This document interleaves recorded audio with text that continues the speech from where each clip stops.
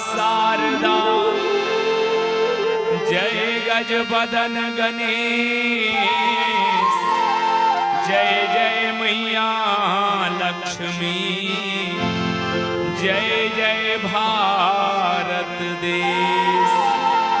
कृष्ण केशव कृष्ण केशव कृष्ण केशव पाहि मां।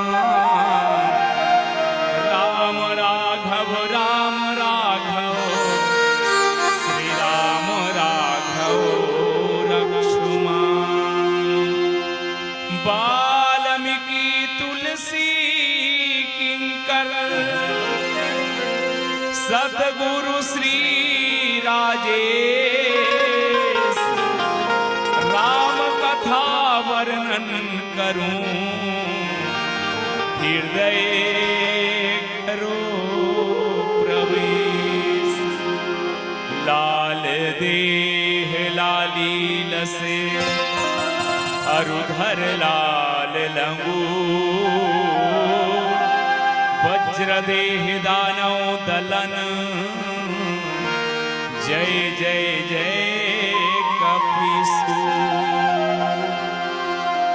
बंदम कौसल्यादिसि प्राची कीरति जासु सकल जगमाची।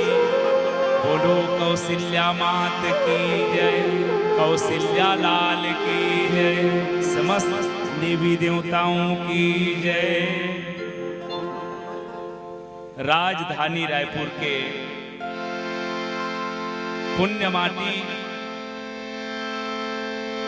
ऐतिहासिक पितर मानस महोत्सव के आयोजन जे पुण्य धरती में हुआ थे।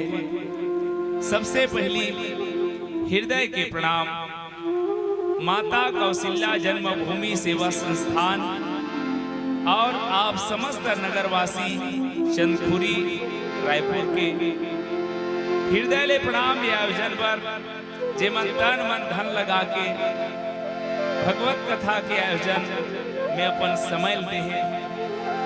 हृदय ले प्रणाम आप समस्त दान दाता के संगे संग श्रोता बन के बैठे मोर जम्मो माता बहनी हो। जीवन के अनुभव बटैया संत जन विप्रजन गुरुजन ज्ञान मंचला संचालित करैया आदरणीय भैया साहू जी और अनेक उपाधि से अंकलित सुसज्जित आदरणीय देवदास सर जी। हमर गौरव हमर मार्गदर्शक श्री राज मानस संघ धमतरी छत्तीसगढ़ के हमर पूज्य गुरुजन मल्ला माँ कौशल्या मानस संघ रायपुर के आए हुए अतिथिजन यहाँ जन का उपस्थित हो जहाँ तक आवाज जात है। आप सबके पौरी में मोर मयारू मानस परिवार ग्राम गुदगुदा जिला धमतरी के जम्मो संगवारी मंडल ले सादर प्रणाम। अब विज्ञान कथे कि चुंबक में गुण है और चुंबक के गुण ये है कि अपन लौह तत्व वाला अपन तरफ खींचते चुंबकीय गुण के कारण। विज्ञान आगे सोच करके बताइस कि पृथ्वी में भी गुण है गुरुत्वाकर्षण। आप जतका जन बैठे होते न होकर कारण है गुरुत्वाकर्षण। यदि धरती माता अपन गुरुत्वाकर्षण ले छोड़ दी तो मन उड़ा को पानी में चल जाओ। लेकिन धन्य है छत्तीसगढ़ के भूमिया जे अनंत ला जन्म देवर माँ कौशल्या ला जन्म दे और ऐसना भूमिया में वो माटी में हव मल्ला माथ नवाए के अवसर मिले। एक बार आज धन्यमय धन्य यति यद्यपि सब विधिहीन निज जन जानी राम मोही संत समागम दिन। आप सबला नमन करत आयोजक परिवार के प्रति साधुवाद ज्ञापित करत बालकांड दोहा क्रमांक 232 प्रस्तुत प्रसंग आवा पुष्प वाटिका के प्रसंग है। संत मन की मानस में अब्बड़कन वटी है, बाग है, उपवन है, लेकिन 3 ठबर अलग नाम देगी वाटिका। एक लगत है जोग वाटिका दूसरल कथे भोग वाटिका और तीसरल कथे उपयोग वाटिका। योग वाटिका आए राजा जनक के, जी हाँ भगवान राम और माता जानकी के मिलन के कथा है। भोग वाटिका आए रावण के, जी हाँ भगवान राम और माता जानकी के वियोग के कथा है। और तीसरा उपयोग वाटिका आए सुग्रीव के, जेमन सहयोग करते। आओ आप और हम सब ऐसन पुण्य धरती में प्रवेश करे बरजान, जिला मिथिला कथे।